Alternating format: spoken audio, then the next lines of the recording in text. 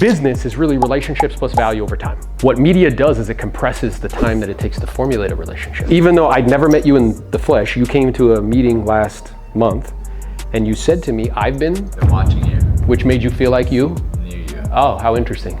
So he formulated a para-social relationship with us. And in the time that you were watching, I added a lot of value. Interesting. So then when you were thinking about making a decision about changing companies, who did you talk to?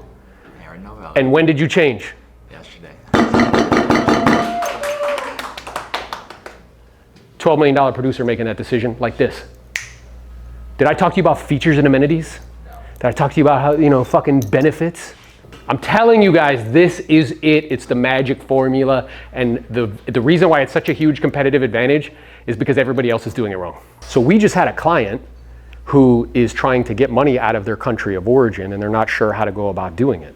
Well, here's an example of a property that if you did this, here are the benefits you would get. 1, 2, and 3. If you want to have a confidential conversation about this process and how to do it, DM me the word new construction.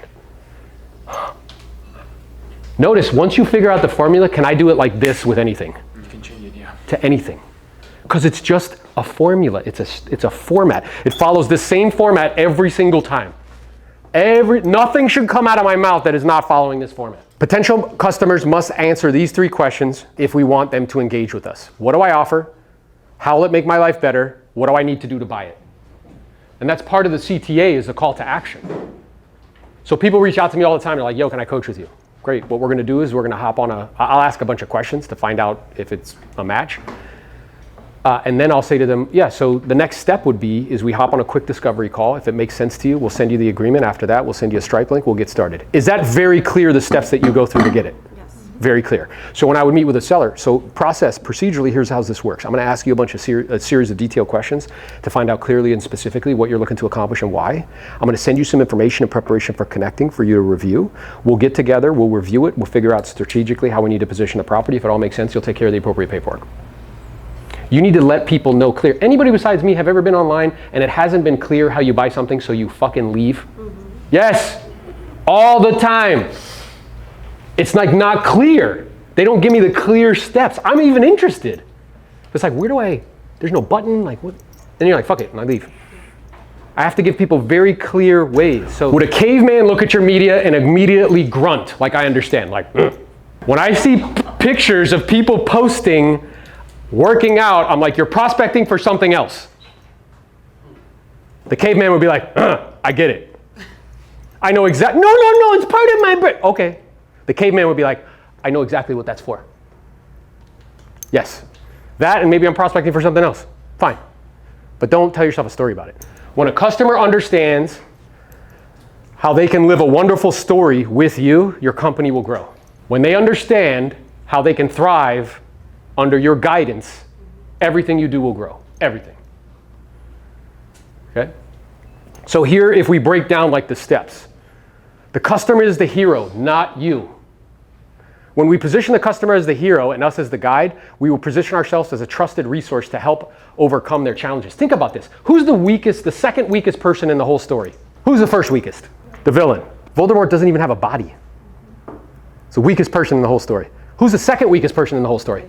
The hero, which you keep positioning yourself as. Who's the actual most powerful person in the whole story? The guide, bro. How many people besides me when The Lion King, when Simba's dad died, you cried? I did. I'm not afraid to admit it. Hell yeah, Kevin's like, yeah, bro, 100%. Sipping a cafecito and I cried, bro. And then I took a picture like this. Real men cry. We're having a good time. You are Dumbledore and the customer is Harry Potter. Once you identify the customer, you must figure out what they want in relation to your brand. They have a problem. Companies tend to sell solutions to external problems, but we don't actually buy solutions to external problems. We buy solutions to internal problems. So, okay, let's say a buyer wants to buy. So what we do is we try to sell features and amenities of buying or our lending or whatever, right? But what problem are they really trying to solve? They're afraid that they're not going to be able to, live in that particular home or in that community.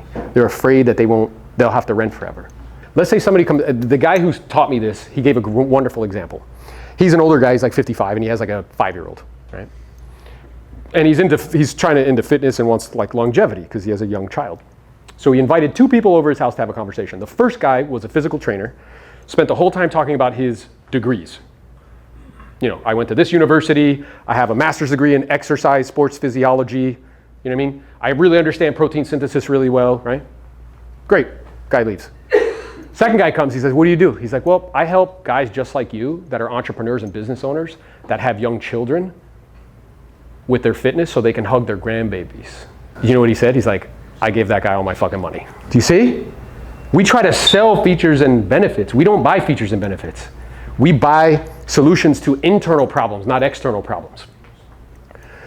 Customers are attracted to us for the same reasons heroes are pulled into the story. They want to solve problems that have big or small way disrupted their lives. By talking about our problems our customers face, we deepen their interest in everything that we offer.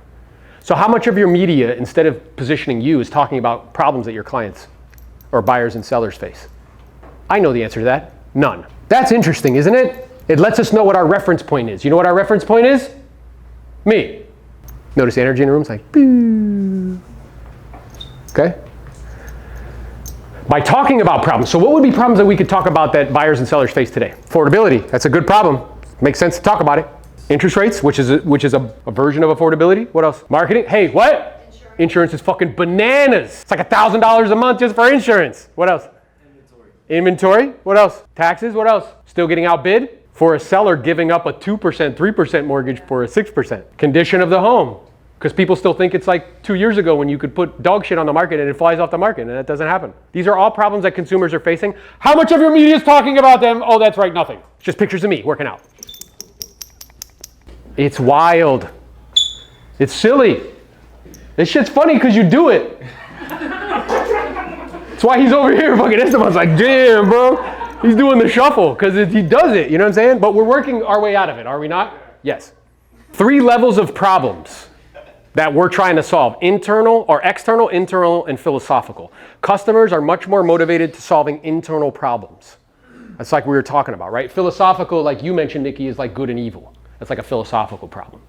Internal problem is like I'm embarrassed that my lawn looks the way it does, so I need to hire somebody to clean it, right? Internal problem is my parents think I'm not successful because I don't own a home. And they're much more motivated to solve internal problems, okay? Meets a guide. Customers are not looking for another hero, they're looking for a guide. If heroes in the story could solve their own problems, they would. But they can't, okay? That's why they need a guide. Nearly every human, listen to this sentence, okay? Every human is looking for a guide to help them to win the day. Every single one in the areas we talked about. Finance, health, relationships, right? We're all looking for somebody to help us to save the day. If you position yourself as the hero in the customer subconscious like we talked about, oh, here's another hero. I wish I could actually stop and listen to what David has to say, but I'm too busy trying to find a guide to help me to solve my problems. How am I positioning myself? Now, who gives them a plan? The plan has to be clear. So you'll notice as I'm saying this plan, is it super complicated? 1, 2, 3. Here's the 3-step plan that we use to help an international buyer buy new construction. Okay, so one of the things that we did, that we implemented with Esteban in our one-on-one coaching is I was like, hey bro, you should do webinars. He's like, what do you mean? You should do a webinar. Because that's in alignment with the world that we live in, is it not? Mm-hmm. Yeah. How many agents are doing webinars, by the way? Fucking 0. Customers trust a guide with a plan.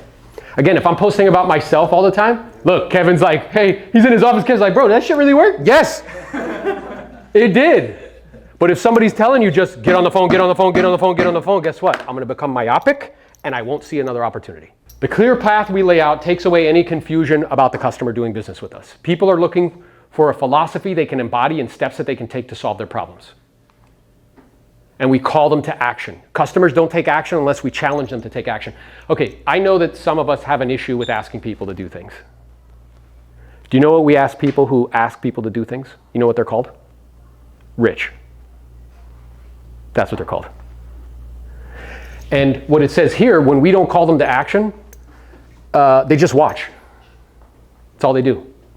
They're watching you in the car, they're watching you working out, but they're not engaging with you. You have to tell people what you want them to do. Clearly, be sure to follow me. Sign up for this event. DM me the word join. DM me the word buy, DM me the word sell. DM me the word sell so you can get this free PDF on how to, the new construction thing. And it's a lead magnet. So we live in the physical world, but we're increasingly spending more time in the digital world. Anybody besides me notice you're increasingly spending more time in the digital world? Yeah. But it's like a place. So if I asked you, hey, if you want to learn more, go to that room over there. What's going to happen in between? I lose people. It's an additional step. It's an additional step and I'll lose traffic. I want to keep you in that platform. So when you DM me that, you'll get an Eventbrite link automatically, which will then, you can book a call, then we can have a conversation offline. But I don't want to take you off to get the actual call booked. Every human being is trying to avoid a tragic end. The question is, what is at stake? If nothing is gained or lost, nobody cares. So if we go back to that like foreclosure thing, so let's say here's a client that we helped, right? Here's the plan that we used. If you want to have a confidential conversation so you can avoid losing your home and getting nothing, DM me the word sell. I'm letting you know clearly what's at stake. Ends in success. Never assume people understand your brand can change their lives. You have to tell them. We must tell our customers how great their life can look like if they buy our products and services. If you don't tell them, now people confuse this with, I have to show them all about me and me traveling and my cool shit. And no, that's not what this is. You have to show them how their life will improve, not you. You see how it's easy to get that mixed up? Very easy. Because I've had people say to me, well, don't you think people have to see that? No, they don't. The most important part of messaging strategy is to offer clear vision on how great the customer's life will be if they engage with your products and services. We must show people the cost of not doing business with us. I need to understand this thing called Instagram. I'm asking her questions like, hey sis, what is a story? And how is that different than a post? I'm like, yo, what is this live thing and how do you go live?